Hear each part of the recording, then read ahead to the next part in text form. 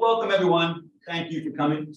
We're going to talk just for a second here about just who we are. We are representatives today of the Democracy Today Committee, which is part of the Liberal Arts College, thinking through the crisis of democracy in our own time, potentially.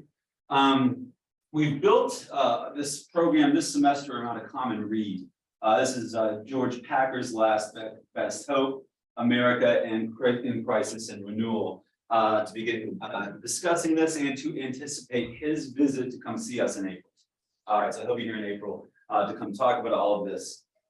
We had our first session, these are anticipatory sessions, about a month ago on the first half of the book, which is about the four Americas, the division within America into four different groups. Not two. We often talk about a divided America, but he wants to make the case that it's four divisions of America.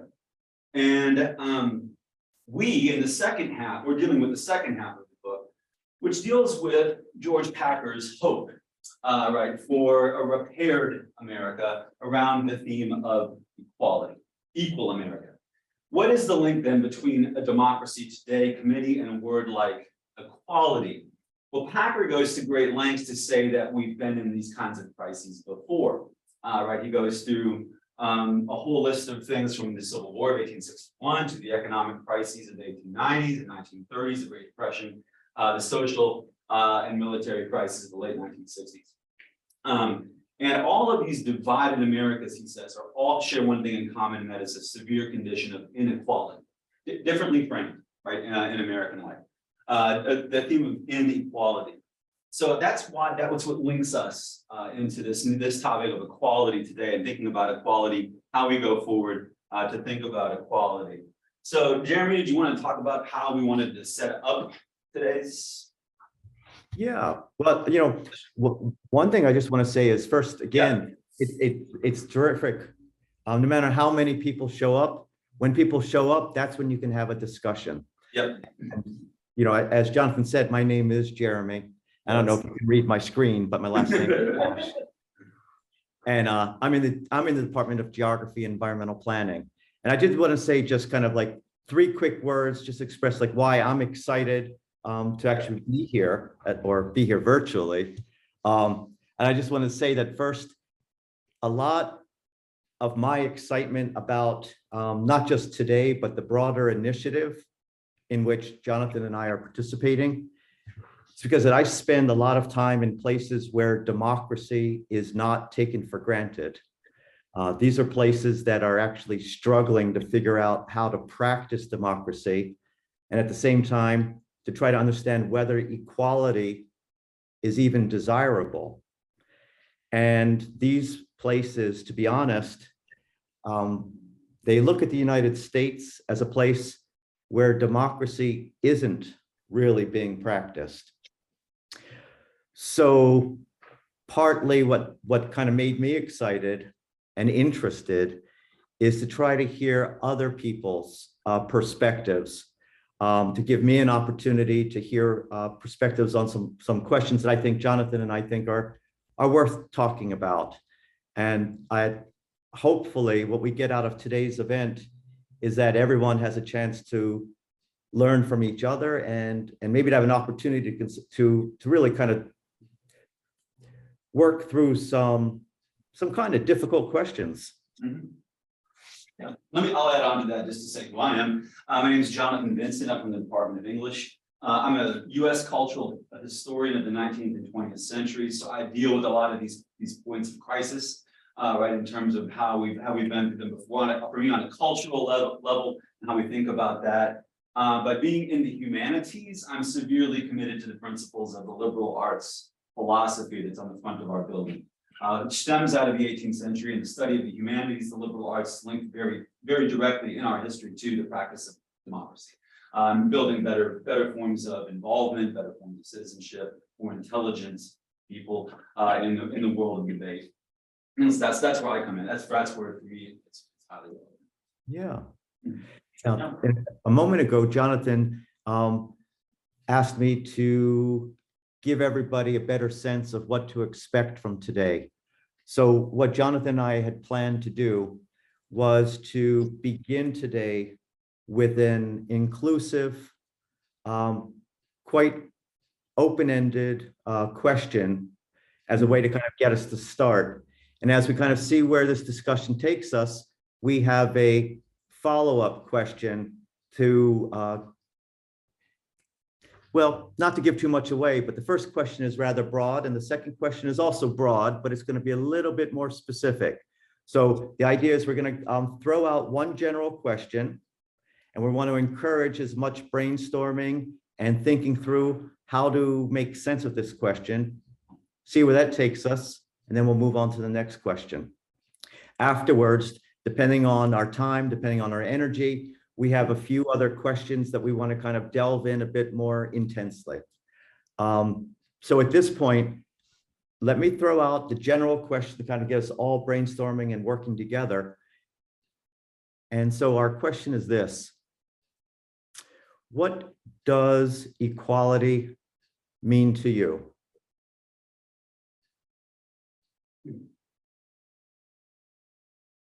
Take a minute. Might sound simple at first. You might even jot some things down. What does equality mean to you?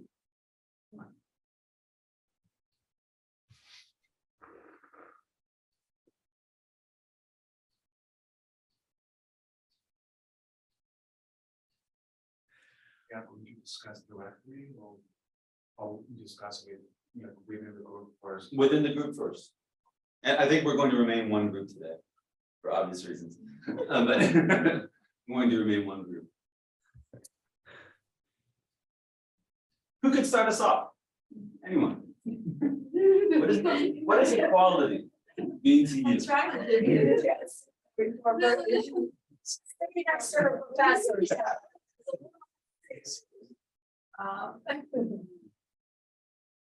You want me to go first? Okay.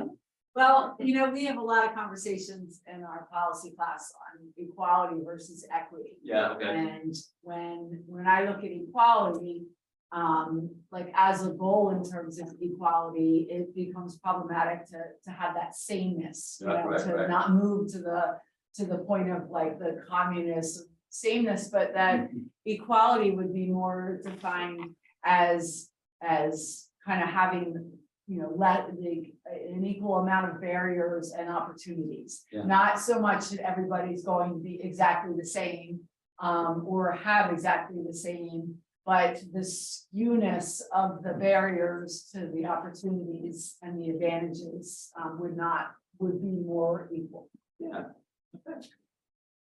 Another synonym might be equilibrium. Yeah. Which is inert. Right. Yeah. Other thoughts, just first thoughts. Doesn't have to be deep or anything like that. But first thoughts, what does equality mean to you? But what would be keywords you might think about? For me, the most frequently cited phrase is everyone equal before the law. That is equality. Equalities means for me, legally speaking, no one. So it's an idea, of course, and doesn't necessarily reflect the reality. Everyone knows how resourceful you are, how good a lawyer you can hire and manipulate the law to your advantage or disadvantage. But nevertheless, it's an idea, right? Like the equality means everyone can have, we're equally treated before the law in the court, and regardless of your background, or regardless of your social class. So, And from what I'm hearing, that seems to, I would imagine that explanation would resonate with a lot of other people. So other people, what does equality mean to you? Is there anything else you could add on? Any additional nuances? Anything that maybe hasn't been mentioned? I have one phrase from Yeah. online. Jeff Monroe says societal status. Societal status. Yes. Could we use, is class synonymous there? Yeah, if you want to talk, I'm gonna allow you to talk, Jeff. Can you hear me? Yes, we can. I guess I didn't necessarily mean class. That implies economic, financial, maybe. Mhm. And what I meant more was just like power, or like, yeah, power, I guess, in society, meaning like, your vote, your ability to contribute to the public discussion, things like that. People are given equal status. So it's not like some people are given greater weight because they have more money or because they are a particular race or whatever.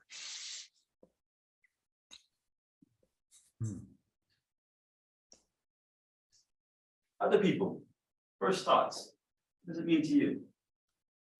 I would throw out the word disparity because I have an easier time saying having less disparity versus more equality. Yeah, okay. And now prefacing that I am a family scientist and we look at social epidemiology and not so much, it's the level of unequalness that is the problem and the gaps and the disparities between groups that are more problematic from Right. an equality standpoint than anything else. Self-determination, I'm hearing too. Maybe that phrase comes up a little bit. My American dream, right? Okay. You want to elaborate? I mean, what does that mean? No.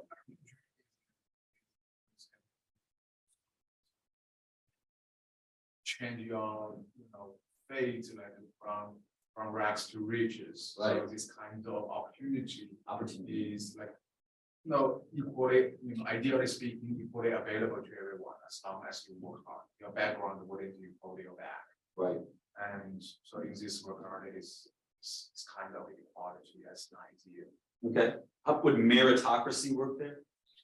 Yes, I totally agree. So the problem is, there's a difference between American dream and meritocracy from my perspective.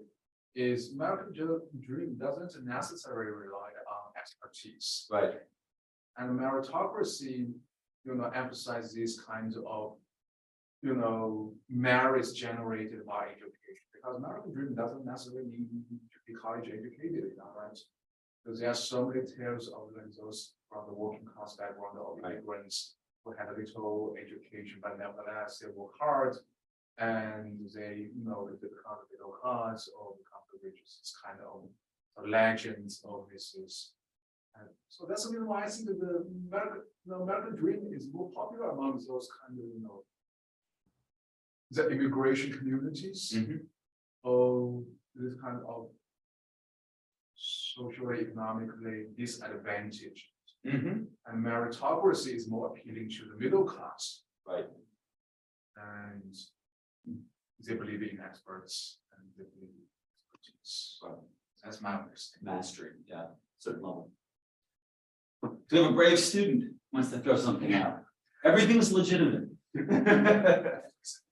When I'm hearing the discussion about meritocracy and hearing discussions about opportunity and equal opportunity and so forth. And granted, by the way, I can't quite hear everybody's full phrasing, but while I was listening, I was reminded of a cliche that began in the 1800s in the United States. And I hear it, I mean, maybe I'm paying attention more, but it seems like I'm hearing it more and more often. And that's pull yourself up by your bootstraps. Right. And it often suggests that, everybody has the ability. Everybody is able to pull themselves up by their bootstraps. I did it. Why can't you? We're all equal. So I guess, what do you guys think about that? What do you think about that expression, pull yourself up from by your bootstraps? You can speak to what Yeah, I you say can. about it. I didn't speak that phrase. You have a thought? Yeah. I think I have a lot of experience with it. If I look by my parents as an example. Yeah, okay. I think they kind of example of work on the bootstrap. They still immigrated here from China back in the early 1900s. Okay. And they kind of they spoke very little English during that time. Yeah. And they were very long hours to, but looking back today, they had like their own like successful business. And everyone sent all the kids off to college. Yeah, And I think like, I can't give this, again, like, it's like, I believe I'm like, well, it's like bootstrap, you know, like, they came here like with nothing, and then like, they like, able to like make themselves like up by the bootstrap. mhm, But like, I did not live like a day in their shoes before. So I guess I'm still like limited, you know, I talked to Todd about this like before, and like, that phrase was kind of like impossible, right, because it's like, yeah, it was like, literally speaking that is like, it was always like hard, like, to like, possibly like, physically do Yeah. it. okay. So, like, I'm not sure about that. Okay, yeah, many have pointed out that pulling yourself up by your bootstraps is literally physically impossible to do. But I think maybe a phrase is, what sounds like what you're talking about is the phrase paying your dues. Your parents paid their dues, in a particular kind of capacity, and that's come to fruition down the line. Maybe tying into it, Prof. Chan's talking about the American dream. So, I think that phrase is part of the problem with us getting further away from equal America, in that if the assumption is that all you have to do is work hard, then everybody that works hard would be successful, and that's just not the case. right, So some people have advantage, some people don't, and it allows us to blame people who worked hard for somehow not having achieved when the system, you know, has had an impact. So. yeah, that could be a good transition, by the way. Into the second part. Because after discussing more very broadly, how do we interpret equality? How do we try to make sense of that for ourselves? Right, Jonathan and I wanted then to transition to just a little bit more specific question. And you're right, this is a very good segue. And so our follow-up question, to get everybody thinking, what are the challenges and opportunities to create an equal, however we're defining that, what are the challenges and opportunities to create an equal America?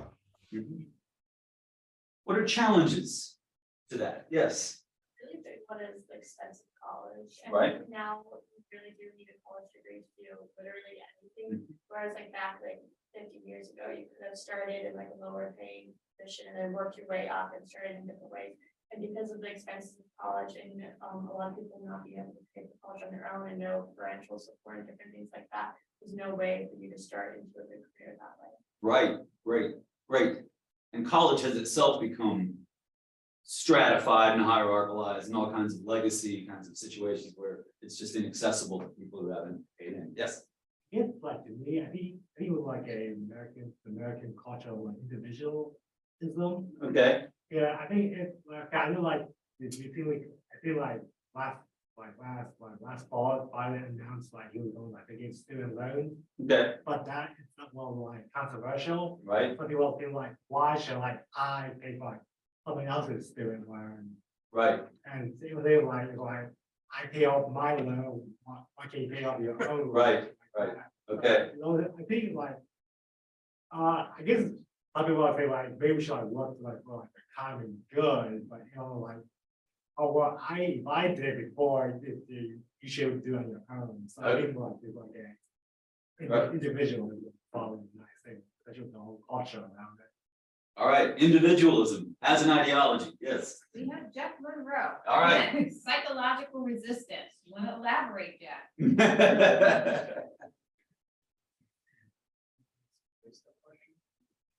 Psychological resistance. Yeah, so what I meant by that was that there are a lot of people, I think, who believe that they pulled themselves up by their bootstraps, or that if you work hard enough or are smart enough or whatever, you'll have success in our country without recognizing the advantages that they may have received that others might not have those same advantages. So there's psychological resistance because we want to believe that we are smart or hardworking or successful for good reason. And that makes us less likely to then want to do things that would change society in ways that would allow those who don't have the same advantages to rise to the same successes. Right. Historical amnesia too, I would add on to that, where people don't recognize the process or strategies by which they got to the position that they did. They tend to forget once you move up what it was like in former generations, right, as they began to move up into different spheres, right? Absolutely. Obstacles, though, let's start with that. We knew opportunities too, but maybe obstacles might, because it was people were already talking about obstacles to equality in America. I can think of many. Let's go. Yesterday, I just listened a podcast, and it talks about how difficult it was for the government to show the people that some of their choices are environmentally speaking disastrous. So, for example, people, nowadays the federal government spend a huge amount of money to put down fire, even though that areas are ecologically speaking are prone to wildfire, like in California. Right. But because they were homeowners, because they have invested so much in that area, they don't want their, house value plummeted. And for example, in Oregon, a very democratic, blue state, the local governments want to release a fire hazard map. Yeah. The local residents resist it and stop the local government from releasing this map, because once the map is released, everyone knows which area was more dangerous than others. And homeowners don't want to do that, even though many of them profess to be environmentalists. Right. So the conundrum is there's a gap between the ideology and the collective ideology of the collective idea, like environmental protection, and the individual interests. What if the protection of the environment means my house are going to the 70% value? Right. And people don't like these kind of talks. And regardless of their ideological background, whether they are Republican or Democrat, no one wants their home lose value. Right. And no one wants to move, get move of their house or community. So that's, I think, this is just one example. There are many other examples. House care, insurance reform, flood insurance, for example. So the government, basically speaking, according to the podcast, had insensitive people to do the bad choices again and again. The reality is people don't want to change them. Right. Like the college entrance fee is, college tuition is one example. Everyone knows that their problem. Those once come to their individually, it's kind of individualism, Right. People care about their own individual interests, and these kind of individual interests are usually short term. Yeah. Short-sighted. Well, we let people make money and run, we have like the Gulf of Mexico, like if you go to marshlands in Florida and you let developers make millions and billions off of building houses there, and then they leave, then the people that bought them are now getting federal funding to rebuild on marshland. Right.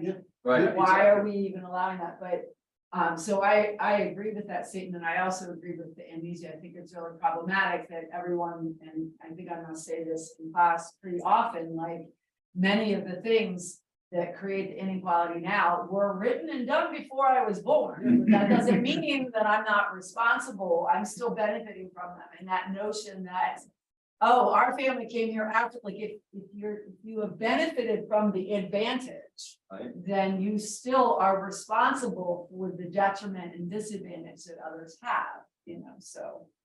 And people don't like to hear that, nobody thinks reparations are appropriate when, it wasn't me that did, but you've had the advantage, you got the interest rates, you got permissions to live there and buy there. That's kind of linked to individualism too, because if you live in just a silo of your own biography, you don't recognize your relationship to larger structural kinds of related kinds of issues at all.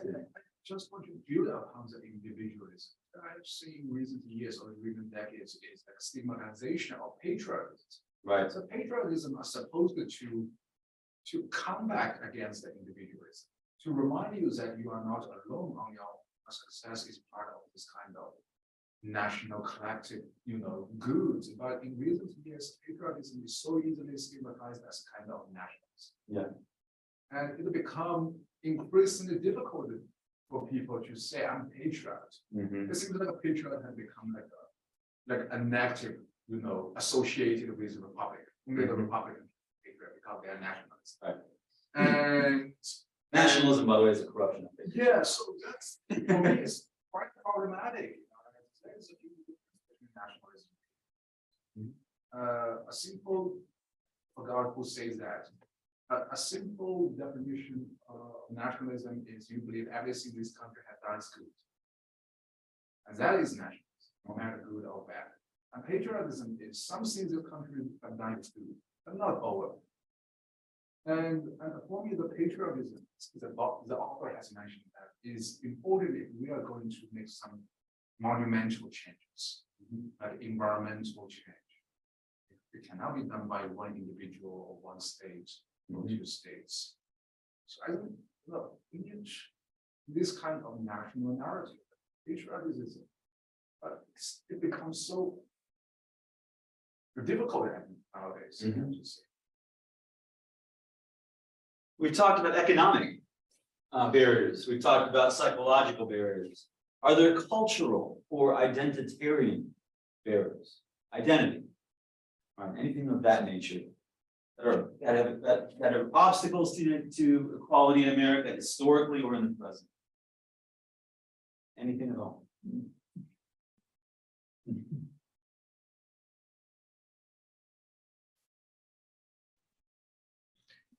Any questions? Everybody. Yeah. Not enough movement. Here, I'll help. I was just about to say. Yes. Well, I think that, the family and cultural history Mhm. plays into kind of that, like, how we fought to be here, wanting that recognized in ways that doesn't necessarily make it easy for others. Yeah. People pathways to be recognized. Yeah. It's like it becomes a competition instead of an invitation. Totally. Yeah. I feel like a lot of trades or family-run businesses, there's the expectation that their children will do it, and then if they have to do it, even if it's not what they want, they want to do a different type of career. And then also like on that, like if they're born into a different type of family, like, if their family, their parents haven't gone to college, they're more likely, be able to go to college or even graduate from college. Right. Which is like different. aspects of that. Right. And our democracy depends on this concept of the open society. Right, and so if these, everyone's describing closed societies in different ways, as I'm hearing it in a lot of different pockets. The other identity stuff is, they're just beliefs, they're Right. major narratives that we are not equal. Right. The- Can we name them? I mean, the idea that people with more education or more depending on, again, what he talks about, that the different groups have different ideas of who is equal to who. Right. And so when we talk about how do we become equal, well, how are we defined? I think we did that earlier, what does equality mean? How do you define it? But one of our biggest challenges is we don't agree on what that definition, what does it mean? Right. And part of the identity stuff is people don't believe that everybody is equal. Right. Which is ironic because it's literally the sentence of our founding creed. We hold these truths to be self-evident that all men are created But it equal. is So not in equality is practice. very concrete. Right, and I think we see that when we look at history, I'm not an expert in it, but our forefathers who owned slaves. Right. And they knew that it was against their values of equality, but they did it anyways, because it made economic sense, right? So what identity, I think your question is, many people don't believe that we are all equal. And maybe in some philosophical sense, we might be equal, but not. You can think about which God you pray to, if none at all, right? So we start to what color you are, what color you're not, what gender you are, what sexuality you are. We all sort of start to, it all falls, everybody starts to use, so identity work, I think, absolutely, there's a question about how we view identity and who we identify as our equals, who are equal, who are not. And I don't know what the, but that's an obstacle, that's a Totally. challenge. Well, especially a country that was grounded in separation of church and state, like the whole grounding, but now we have white Christian nationalists wanting it to be, you know, the US to be a Christian, you know, that we have a national religion is basically going against the foundation of equality, kind of deeming, or even the conspiracies on replacement theory, and things like that, are basically people determining that one race or one religion is better than the other. So one of the things as a historian that I'm hearing, can you hear me, Jeremy? Can you hear this, Jeremy? I think I can. So as a historian, one of the things I'm hearing is that these terms and these understandings change over time. So, you know, we refer to the founding documents, and I'm happy about that. It wasn't just about slaves. No. Inclusion of white women had nothing. Right, Mm. sure, sure. Which I know you know, Yeah. I'm just saying. But that is one way and one time in understanding of, say, what equal and equality, and it Right. changes over time. It doesn't always go in one direction, kind of goes up and down, Right. whatever, or backwards, however you think of it. I think that's really, you know, what we're doing now, right now in this moment is we're looking at it in a much more complex, and complicated way. Right. Which I'm not saying the founding fathers couldn't do that, but maybe they weren't looking at it in such complexity. But I think I think the complexity has always been there. You can say maybe it's more complex now, I don't know. Because the idea of identities, and I think when you start thinking about identities and thinking about equality, the challenge is that many people don't believe that we are all equal. So Right. I think. Going Or back the- to what Gilbert was saying about, you know, patriotism, nationalism, and so on. I mean, in the 1800s, 1700s, depending on where you were, and a lot of people were still European immigrants. Individual was not necessarily the primary way of thinking of the world, it was the group you belonged to. And so this whole idea of even individual equality, what could it have meant, except to these people who were variously educated and privileged and came up with these, you know, wonderful phrases that we still have. But I mean, the people I studied in the 19th century weren't American, by the way, but, they were Europeans. They weren't thinking of themselves as individuals, and that really confounded non-Europeans when they couldn't get them to say, well, who are you? Belong to this family, Right. belong to this community, and they couldn't get them to nail it down because the recipient, the receiver of that question didn't understand it. Yeah, the four pillars would be, it'd be white, male, Yeah. well-educated, and own a significant amount of property. It was linked to an ideology of self-sufficiency. You could always take your ball and go home. Right, if things didn't go right. So yeah, Jefferson's the classic. But even the role that the use of precedence plays, you know, in the 600 pages written in the Dobbs decision, Mhm. you know, we've got 300 of the pages writing historically in terms of why abortion is not seen as a right and constitutionally, and with a paragraph and a half saying that, and 3 of these cases came after women had the right to vote. So it's not free that, as if by getting the right to vote in 1920, evened out the power amongst men and women to have women represented in terms of their right to decide about their body. Right.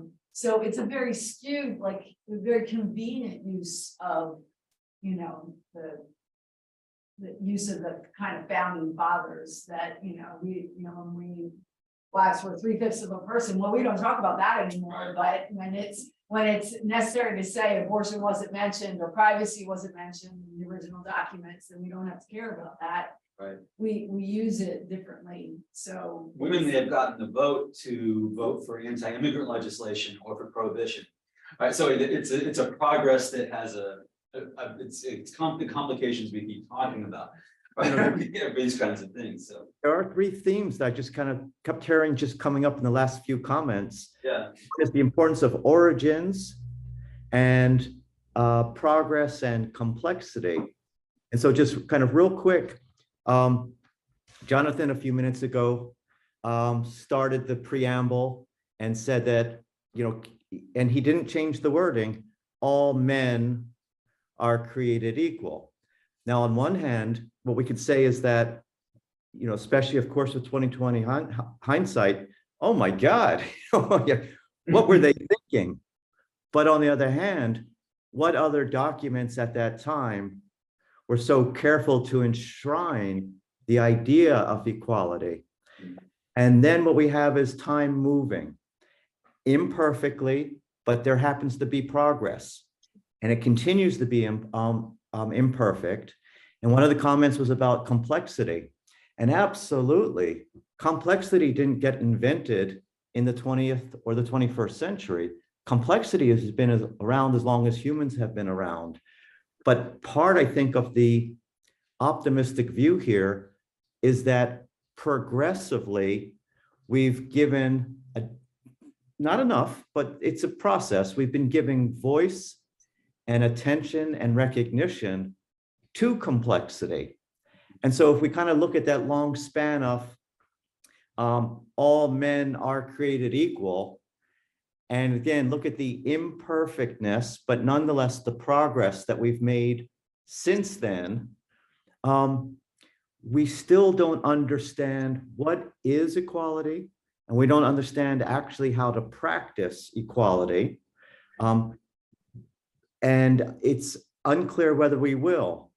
But what I think is clear is at least there has been incremental steps in what hopefully has been the right direction. We have simultaneously the language of progress and crisis. I want to point that out, which is fascinating because that's exactly one of the dilemmas about how we understand our present divides, right? I think that's fascinating. We also, I want to point out, I have the language of rights now out there that was not there earlier. Rights have been invoked as another word we might need around the subject of what equality might entail, what might be involved with it.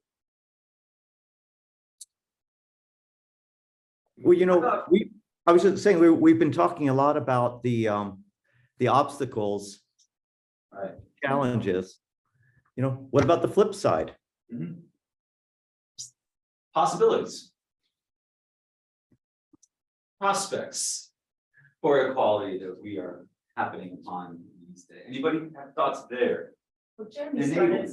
started us off really nicely. He said, we've been moving in that direction Yeah. slowly, but we have been moving in that direction. So Right. I think it's a good reminder to us, Jeremy, that we have been progressing and moving, right? So if we look at it from a larger time frame, we've been moving towards equality, trying to define it, trying to understand it in all of its complexity. So that we look back, we can see that yes, we have been moving towards some. In historical studies, that's called dialectical, which implies hope. So we're actually talking about optimism or hope here in a certain kind of way too. Yeah, Jeremy left me hopeful. Jeremy left us hopeful. Yeah, Gilbert. Is the target is shifting Mhm. because our understanding of equality is always shifting. So it means that the end point is always shifting. Yeah. So that's quite a challenge, right? It seems to on the right path. Years later, decades later, we think, okay, maybe that's not our final destination. Right. That's not the equality that we are pursuing. No. We find a new target. Mhm. So here is, I think for me is, what the history I told me is like, we are always redefining the final destination. Right. And that's sometimes creates this kind of feeling of frustration Mm-hmm. because we can never reach there because the target is. to name what that final destination was, historically, we called it utopia. Because it begins in 1515 in Thomas More, right? So, but that's the driver toward the better society, the better world, right? Yeah. Yeah, I was gonna say, what I liked with George Packer was just, there are some like essentials that are relevant there, because while we've moved towards progress, I think it really calls on us in higher education to look at that meritocracy, because we have this MAGA group that wants those times when you used to be able to work a full-time job and pay for your family and watch football on Sunday, and you could have a quality of life. And the pathway was the meritocracy, get everybody to education so they can shift in a changing world and say that. But to me, we're going back to the brass tacks of, if we don't have a living wage, Right. we're never going to do that. That's crucial. Right, so like, I mean, I've never heard anyone actually talk, nobody ever wants to listen to me, but that era of time, you know, the average CEO, like the highest paid person in an industry, you know, made about 20 times what the lowest paid person makes. Right. Now in Walmart, Amazon, Target, it's 2,000 I know. to 1. And they get all the tax cuts still. So like, it's not so hard to look at a spreadsheet and say, okay, if you want the tax cuts, Right. you know, then you've got to have a 20 to 1 ratio that we know has worked in terms of people being able to afford life. Right. But you don't have life, liberty, and the pursuit of happiness. You can't pull yourself up by your bootstraps if you work more than full time and you still can't pay your bills. Right. So I don't know how there's any progress without addressing the income inequality. Right. So you're asking the opportunity. Sure. Yeah. Say, I could say just. What this country can feel like eternal optimism that we'll get to that, Mhm. which I think most people fundamentally realize, we understand. Right. But we don't even know what it is. Right. Going to get to, so probably know that. I would say that fundamental optimism that it's not a detriment. I mean, it could be a detriment, but it's an opportunity. You don't need to be thinking that, hey, we can do better, we can make it better. The different definition. This is the opportunity. We're still on the subject, opportunities, open doors, possible. Yeah. Yeah. The possible ways into, what are things that we do have at our disposal to reimagine something like a better, tools, instruments, ideas about the better world to come. Yes. Better, like since then, and like there have been improvements and there have been opportunities for people who are stuck in these situations too. While it's not perfect, not everyone's Right. available for those opportunities, like there's still some who it helps a lot. They're able to move on and have a better life. And I feel like it's a good thing. Okay, yeah, totally. So state support, government support, yeah. Yeah. Other thoughts? Anybody? Very curious that we haven't talked like about structures. Yeah. You know, we talk a lot, we hear a lot about structural racism and other kind of structures that can support progress. We haven't so far, touched on. So I'm wondering, where is that? Mm-hmm. Structures. Because we're talking about individuals, but individuals don't happen on their own. They don't No. live on their own. They're interacting, right? With institutions, with their social norms. When we talk about poverty, well, there's reasons why everyone doesn't, maybe have the same opportunity to get into college. It's not just because of your income, it might be where you live, how we structure, how we fund public education, things like that. Oh, it's not the same nationally either, right? There's no national guarantee of the same educational quality in all schools, where some countries have achieved that. And so that is a very different type of structure or structural problem than say other places. Yeah. This actually makes, sorry, we had a job candidate, I just less than that, so, anyway, but, and, sorry, I'm sorry, but when you said structures, I think also with democracy, it's about what are the structures for dissent? We need good, thoughtful structures for dissent. And you said, you were talking about different structures across the country that really made me think, about are the same, on paper, some of the structures might be the same, but systems are not just what's on paper, there's the culture and there's the reality of, can you really dissent, or not, you know, I mean, if you think about small communities, it may be structurally possible, however, not wise, from what's featured to dissent in a smaller community, for fear of repercussions.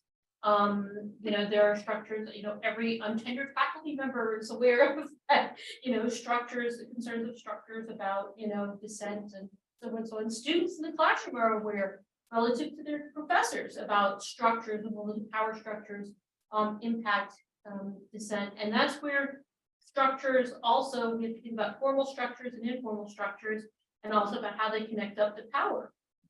How power can be exercised through formal structures or informal structures, how dissent may come through where someone in power can use formal structures.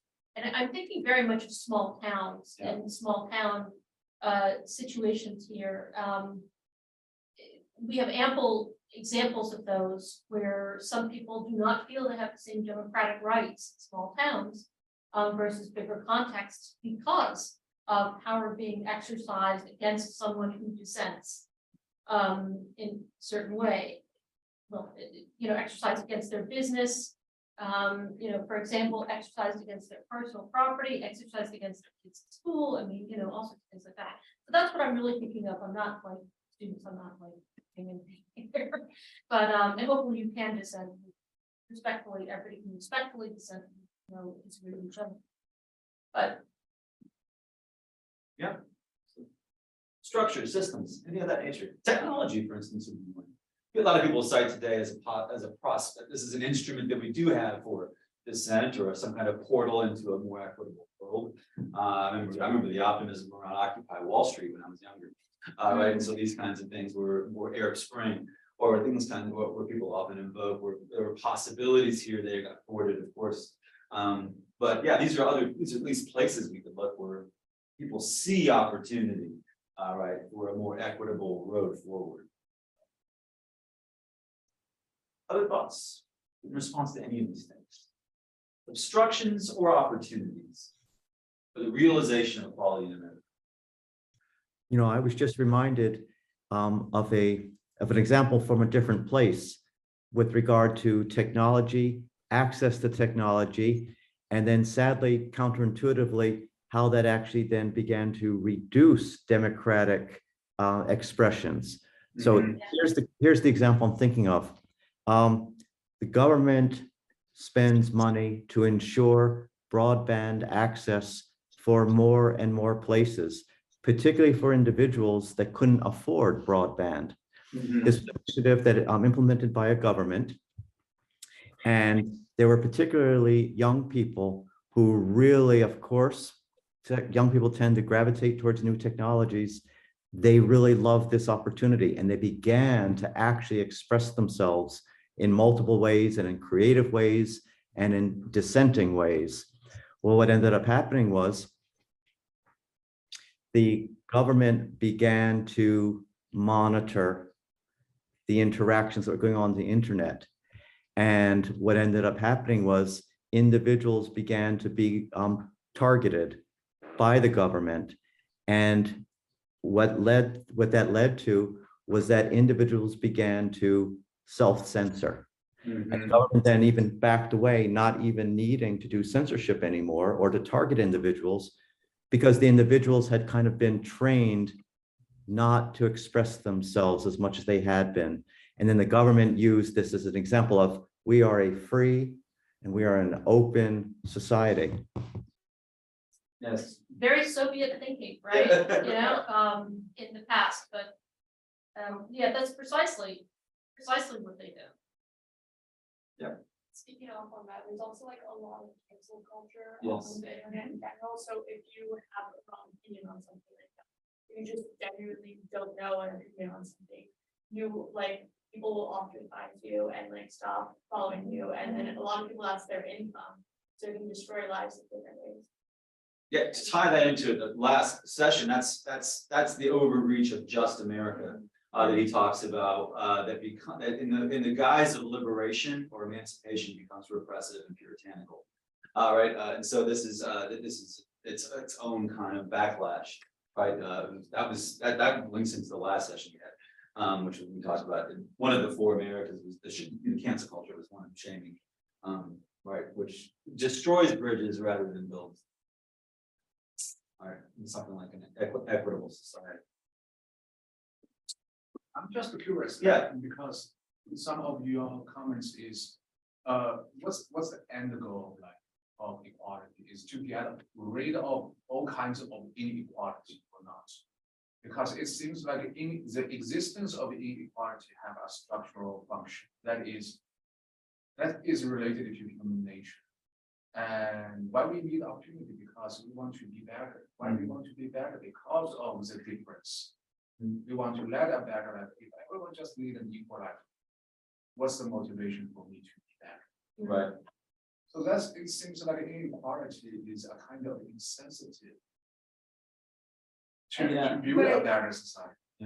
But having some stratification doesn't necessarily be, equality comes from that lack of disparity in terms of the barriers and opportunities. So you still have the working hard. Like if you want the American dream to work, then people do need to work hard to do it, but working hard should not be advantaged to some and disadvantaged to others. So people aren't really like, I mean, that's where I have a difficulty with the word equality, in that sameness is not equality. And that stratification isn't necessarily the problem, and people might have targeted kind of different qualities of life. But if you work hard, like to me, it goes back to economics. If you work a full-time job and you work hard, can you survive? And in the United States, you can't. Like you can't live off of, the current wage structure. So I don't want the sameness. And I don't have a problem with someone who's smarter, better, coming up with a new idea, having achievement. It's the gross inequality, Right. that is problematic, not necessarily any. Yeah, because when equality becomes equilibrium, that's a metaphor of stasis or inertia, and that's completely antithetical towards something like progress, which Jeremy was talking about earlier. Many of us were talking about. So that how do we imagine forward movement toward, as Gilbert's gesturing at, it isn't this kind of stillness, right? That's drained of any kind of ambition at all. The other part of it is, and our economies are not just in the US. I mean, our economies are so tied up with international economies. So are we able to reach equality here at the cost of creating inequality elsewhere? Right. And so then have we reached equality in our country? Because we reached it for us, but it is based on inequality that we generated elsewhere. And so I don't know the answer. I'm just saying this idea of economics, and can we really just think about policies we make for ourselves here and equality without thinking about, and I think he touches upon globalization, but that's more because it's it's part of the meritocracy group, right? Yeah. Be globalized, but our economies are. Mm-hmm. And so how do we make sure, and is it then part of our equality making that it's not just for us in our country, but in fact, we do it, the way we function, because we are so interconnected internationally. How do we do that? Is it? Thomas Piketty says we have to federalize the globe. Yeah, exactly, and, but the question is, you're basically bringing up colonialism, right? We're gonna make this better for us, but, we're not gonna worry about anybody else. So that's taking the structures, point that you raised and making it global and understanding that people say, oh no, we want to be isolationist. I'm like, good luck. Yeah. That ship literally sailed a long time ago. So thank you for getting that. Anyway, but I think that this is the question question of equality of opportunity, right? If you're saying there's equality of opportunity, which is different from saying this. And unfortunately, too often in discussions, especially online, those are sandwiched in to be the same thing, but anyway. But we're gonna have to, in terms of how this is going to work, we have to work on all levels, like concentric circles, you know, all at the same time. I don't think that you can just work on local inequality for precisely the reasons that you know. So as opposed to it being, you know, these circles going out, might we think of it really like a wheel with spokes as well? You know, that might be more, if we have to think about it one way, where we're not just going to one level, we're going, or frankly, honestly, a really messy spider web about how the ripples of inequality go out. But the ripples of equality could also go out too. If we think about what's happened with a lot of issues in the women's rights movement, that has absolutely rippled out and rippled back and rippled out and rippled back across the spider web of all different countries. I don't think there's been just one person or one country that has been the center. You're doing the circles, von Neumann or economics to go out this way, but. Well, and that, I mean, for the people that say, why are we sending money away? We should just take care of the United States. There's an ignorance of US history that the US dollar is the global standard of comparisons, which we have privilege.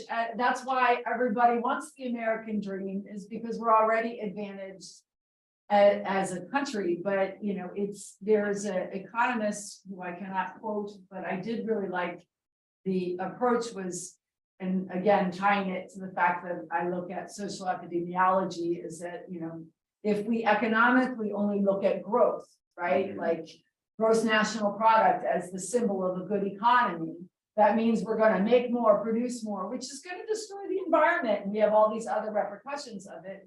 But the economists use the analogy of, like, as opposed to an endless growth chart with the donut, like whole, like where does conservation come into play in terms of that the marker of a solid economy may not be like endless growth of having more trash and making more goods and recycling more and building more, but how do we look at balance and recognizing global roles in that? Because it's, you know, to say that the US could be colonial, I agree with you, like, wake up, like, hello, that ship has long sailed, but yet 40% of our country believes that we could be colonial. Or could be isolationist. There's a barrier. Could be isolationist. I'm hearing a lot of undertones or underneath the surface, fairness. So where does fairness come in the conversation about equality? Who defines fair? Well, the same with equality though, so, you know, but we're talking about fairness, 2,000 versus 200, what's the fair? To me, it's not only equal, not maybe at all in my mind. What's the fair wage? And up against the problematics of scale. That's what I hear Allison talking about, is what we're talking about, scale. I grew up in a world forecast by Francis Fukuyama as having arrived at the end of history. All right, so that was, and it felt that way. It felt hegemonic, as we often talk about it. So, you know, we now let the articles come out weekly that history has resumed. And the sort of questions we're going to have to deal with in the forthcoming century are going to be as big as World War I and the Great Depression and World War II. In terms of trying to think about things we thought we'd outgrown, right, as a species, but that we're going to be faced with those kinds of scale questions that are not going to be resolvable given our older taxonomies. So I think this is a big. I mean, I think this is one of the reasons we're facing the crisis that we're facing these days. So yeah, I think it's fascinating how we started with just a fairly open-ended and simple question, and that was, what are the opportunities to create equality in America? And we were trying to figure that out, and we kept hitting a lot of roadblocks. And then the idea of, okay, let's try to get at this from structure was introduced. And then that kind of guided us to, in a way, borders as structure, borders as things that are permeable, borders that get crossed, borders that even for the isolationists, borders that actually connect us beyond our borders. And then we were starting to say, okay, how do we make not an equitable, how do we make an equal America? How do we make an equal world? And I'm just kind of like, now I'm feeling stymied, no longer optimistic. We can't even figure out for America. Suddenly we're trying to figure out for the world. And I just want to kind of throw out two quick examples where I was thinking. One is cotton. Many people wear cotton, and the cost of cotton clothing has actually dropped, and that makes it more affordable, and more people can wear cotton, blah, blah, blah. And then if you think about some of the places where cotton is actually produced and not in the United States, and the environmental damage that's caused by over irrigation in semi-arid areas, and then think about the wages and the pollution and all the other externalities, quote unquote, that are created beyond our borders, so that we can actually have cheaper and more accessible cotton clothing. And then another example that quickly came to mind, let me pick on Switzerland for a moment. Switzerland is often held up as a example of a really well-functioning, equal society where the disparities between the rich and the poor almost don't exist, and that basically it's a very, very clean country, and all they have really, that they have cheese and they have chocolate, and and people who yodel. What I'd also wanted to add to that is that if you go to Switzerland, you also see people driving Toyotas, and you see people driving Mercedes, and you see people driving Audis, very high-end cars that weren't produced in Switzerland. So that they're using cars that are amazingly detrimental to the environment, but not to their environment, because the cars were actually produced elsewhere. So Switzerland, for example, is looked at as a very clean and equitable and equal country. But what they've done is they basically offshored all of their environmental problems to other places. So that question of equality, what is that, how do we, Sorry, Jerry, I didn't mean to interrupt, but it's like, let's not forget how Switzerland makes its money and its banking system. If you want to talk about offshoring problems. and that legacy. Well, and it's, Yes, it's quite But a the environmental things though too, like our new environmental technology requires the batteries that require the mineral that is now the slave trade in other areas of the world. So our lithium batteries, which I can't remember the exact, the mineral that they're mining is, we've had several investigative reports saying that it truly is a slave trade of how that production is going. So is it better? Right. Right. At what cost and to And whose is it cost? fair? Question, is it fair? What, again, we're going back to people with privilege, may have a different perspective on what is fair, and when you are privileged, you get to make different decisions, right? So, Well, you get to make decisions. well, yes, you get to make, well, If you're not privileged, then your sort of decisions are made for you. You're sort of left with your limited choices, right? So there's very few options to choose from. Sorry. but it's also different decisions, So do I go for the cheaper food for my family, okay, which is generally carb heavy and is going to result in overweight, obesity, whatever? Or do I go for the healthier food, which is going to be more expensive, is more difficult to get, but then I may not be able to afford, say, educational options for my child. So there are choices, there are different choices, they're not necessarily more constrained, as you mentioned, and they're not necessarily the difference. To some optimists, the very kind of exploitative networking that globalization is opening up is also building the corridors, though, that are necessary to an eventual, maybe not in our lifetimes, that sort of federalization. It's always been the dream, right, of that utopian driver, that we eventually get towards some kind of sustainable global model, especially facing the urgency of climate change, which might be as big as those early 20th century crises I named earlier. So very rapidly, very quickly, and these could be the roads that initiate those kinds of equitable drives, democratic drives. I don't know. Do we all feel not better? Okay, so let me bring us to an optimistic point, which is that I think there are reasons to be optimistic. So having these conversations, first of all, is a reason to be optimistic. Having more awareness to all of the questions that we're considering is a reason to be optimistic. Because change cannot happen in ignorance, right? Change cannot happen if people are not even acknowledging that questions and concerns exist. So, you know, and I think that in many parts of the world, not all, there are more people have more options than they have ever had before. Does that mean that we are in the best place and we should go woohoo, you know, and cheer? No, but to me, that does give me reason for optimism that humanity can address our problems, that we can create change, that we can make the world a better place for everybody everywhere. It is going to take time. There are going to be missteps. There are going to be 2 steps forward, 1 step back sometime. But I think we're bringing utopia closer, is that what you're? I'm not talking about utopia, okay? Because that I mean, there's a problem of fallible people creating utopia, and I see that as that's not going to happen. You know, but where I would agree with a small part of Fukuyama is that are things generally better than they were for more people in more places.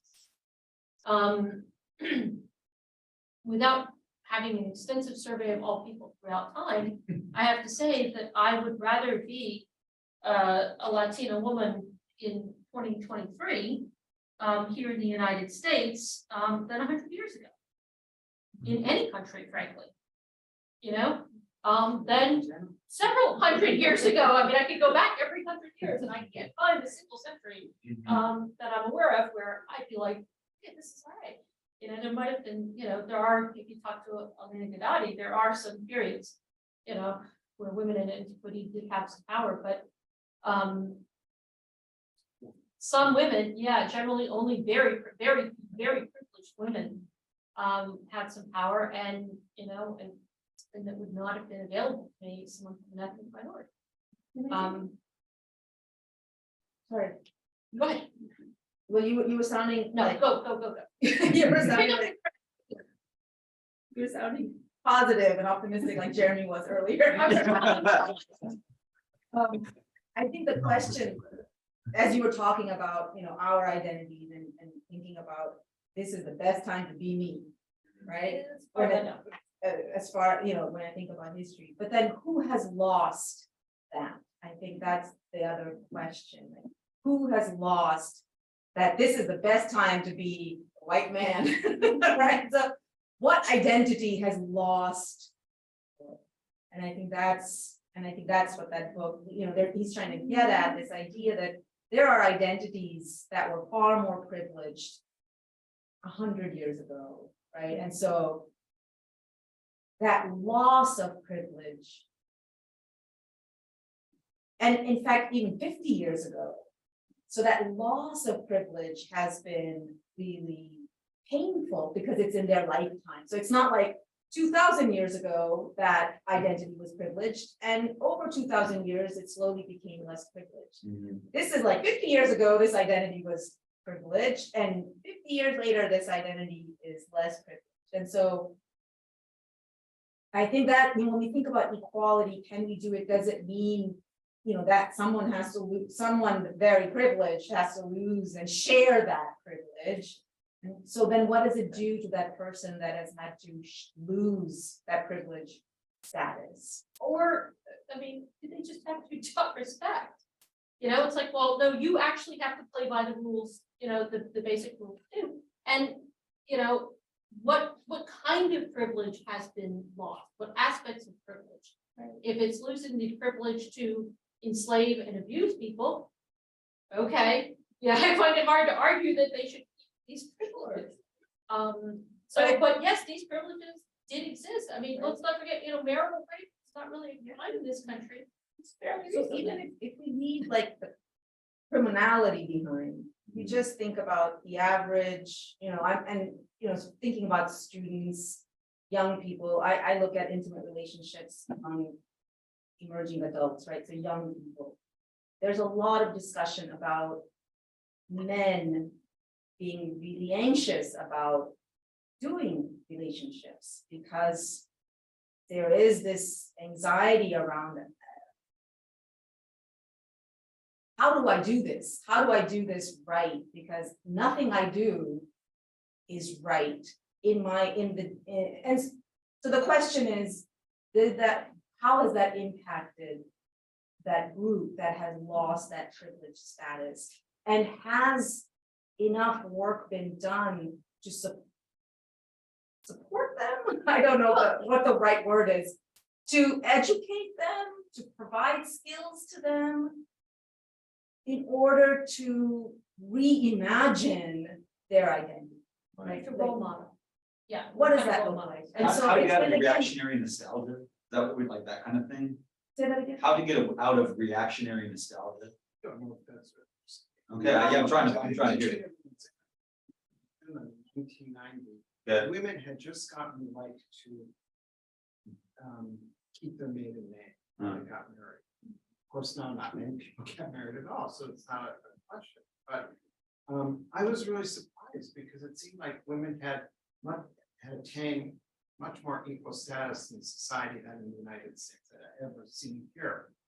Then as I talked more over the years I lived there, people, I heard a lot of middle-aged women express, oh, and that was followed by high. It wasn't just because they changed, but because as women's roles in society has expanded, not only through education, but the jobs they took and the levels in those jobs and so forth, men felt left behind, like you were saying, Pooja. What wasn't addressed then was, how do we help those men along? It's not tell them they were wrong, it's not give them education on, training on respect. It was, how do we help them adjust to their new role in society? Now, if you look at those men's children, some of them have grandchildren are reaching young adulthood, you don't even see shades of their fathers or their grandfathers. It's so radically different. Those men don't even think. What do you mean we're not? Right? What do you mean I shouldn't stay home with the kid rather than my wife? And things like that. But no one helped that generation. So they're talked about as the lost generation, middle age. I don't know what.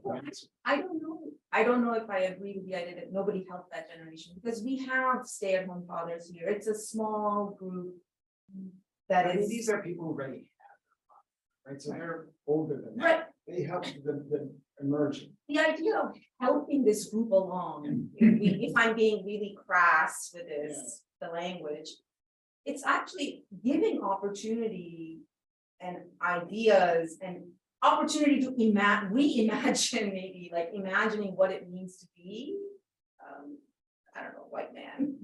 And I'm just picking on the white man, I apologize.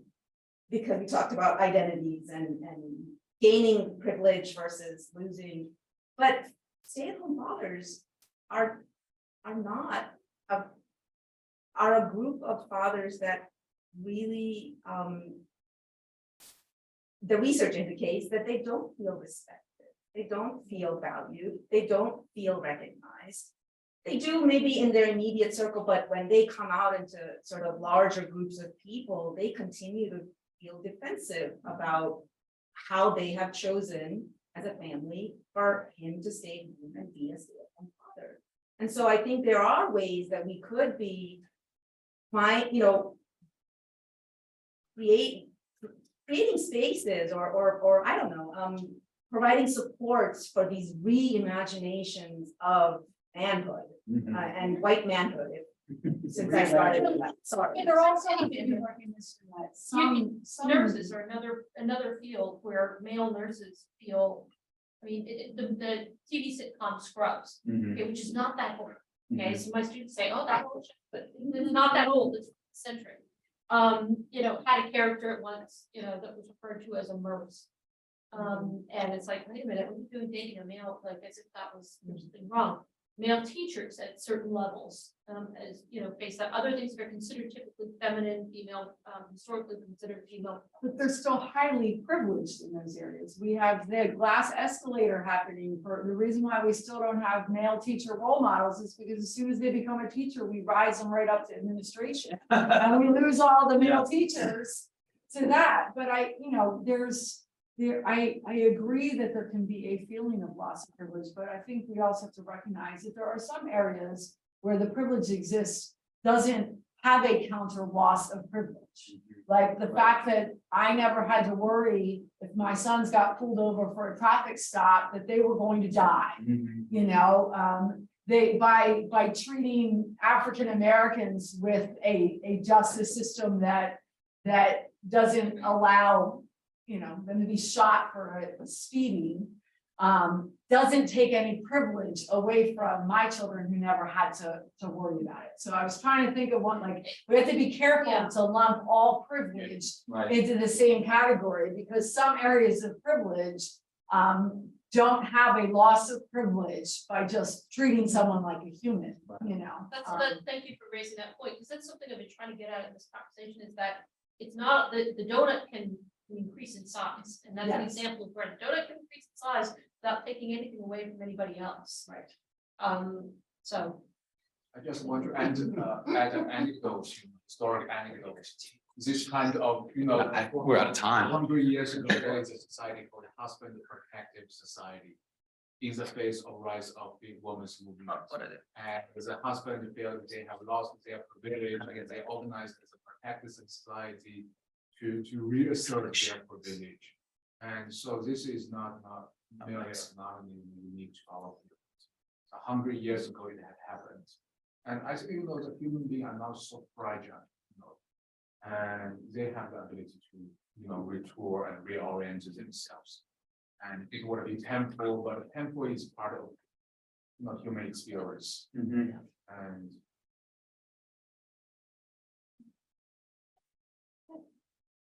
all right, Can people on Zoom see this? Yes. Okay, great. We only have a few minutes left. And this is the second session is intended to be a kind of handoff in anticipation of George Packer's coming here in April. And the last final chapters of his book does lay out instruments that he feels, we don't have to agree, right, at all. It does lay out things that he believes we could do. Yeah, there's just 2 of these slides, I think there's 9 things. Goal for the 21st century to create the conditions of equity and acquire the art of self-government. And we can go slow. People could jump in. We've got 8 minutes. People could jump in on any one of these. These are not without some squeamishness probably for some folks. Number 1, he says reform the fixed or permanent inequality conditioned by our current economy through restructuring reforms. Right? Many of you talking about it. You've talked about a kind of frozen class system. This is what he's getting at. But so restructuring economic reforms. 2, promote broad, expansive unionization in every field across this. So this is one of his things. 3, overcome, even if it hurts, identity tribalism. We have to start talking to each other, even the people that this is against the so-called Just America group that just won't talk to people anymore once they've crossed some barrier. We have to keep talking to each other. Expand the estate tax rate, progressive taxation, which will help. Number 5, improve education in all 50 states with a renewed emphasis on the humanities and liberal arts. You can imagine how dear that is in my heart.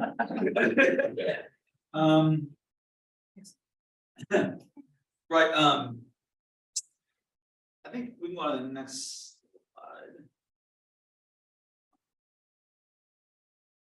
Jeremy, you want to take the other one? You there? I'm here. You want to try it? I didn't want to dominate. Yes. Great.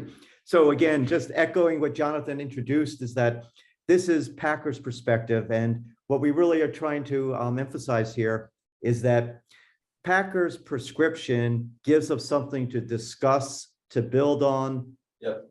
to revise, but he's giving us at least something that we can continue to discuss. So to continue to discuss, he's identifying corporate monopolies as a problem where the interest in money making and wealth creation is basically inhibiting the spread and the growth of actual democracy. This is another point that I think we actually did touch on a few minutes ago in some capacity. And that's that we need to enhance and strengthen local sites of activism, local sites of journalism. And I think with the demise of local newspapers, I think this one actually probably resonates very clearly. And this one I think is a very interesting point, and that would be a very good place of departure for discussion. And that is to require mandatory voting, as we do for jury duty, to enhance a sense of the common society. And lastly, which has some relationship to number 8, and that's that everyone in the United States, citizens, residents, must give a year of national service. And ideally that would come, as kind of a gap year, and that this would be one of many mechanisms to promote and build a sense of community and the fact that everybody is involved in constructing the common good. He also imagines that number 9, things like, people from small town Arkansas working with New York City kids, yeah, right. So whether you have to learning to talk to each other, to see each other, these kinds of things. This years of national service, which have been very successful in other countries, to do something like this. So anyway, Can I just real Yeah. quickly, as we move. we got into our 5 next minutes to hash one, this Is up. this national one, a lot of people say, is inherently coming from a place of privilege for people who are privileged, who could do that. So if you think about someone who is from a family where they need people to work, help support the family. Someone with an ill family member who can't just go away to go serve somebody else, they have to serve at home. So there have been some concerns about this one being really about economically privileged people, frankly, and not in thinking about the national year, sort of thinking about what is already the top third, and not thinking about where others may be and the constraints that they face. I'm sorry, go ahead. Oh, I was just gonna break off on that, like, yeah, I don't honestly like that idea because there's people in different situations at different times.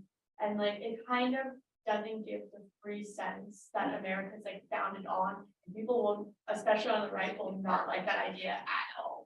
Also, I want to go off on number 8 a little bit. I don't think number 8 is a great idea because of the idea that the people who do not care enough will be voting for somebody that they do not care about. And then it'll just like bring in more votes to somebody and they don't even know the policies for it. And that's how you get votes for like Kanye West and different things like that. So that's just my thought. Are you going to say I something? think we can go through, I don't remember the previous stuff, but I think a lot of these have to do with what you said. I mean, it's relevant to all of this because it depends on your privilege and your ability to take these things out. What would help is if we talk about what would it take to get to these points, right? And again, structures, I think are really important for that. And that's how some of the smaller countries and not so small countries that are democratic and market willing have attacked this over many years, right? They've slowly built ground up so that you don't have to worry about doing your military service for a year because you don't have to take care of elderly parents. You don't have to worry about all that. You're gonna get paid enough to make it for the year. You'll hopefully go back home feeling stronger about it. Maybe have new skills. Parting shot? Anyone? Well, thanks a lot. It's a small group, but it's lovely talking to all of you. Oh, yeah.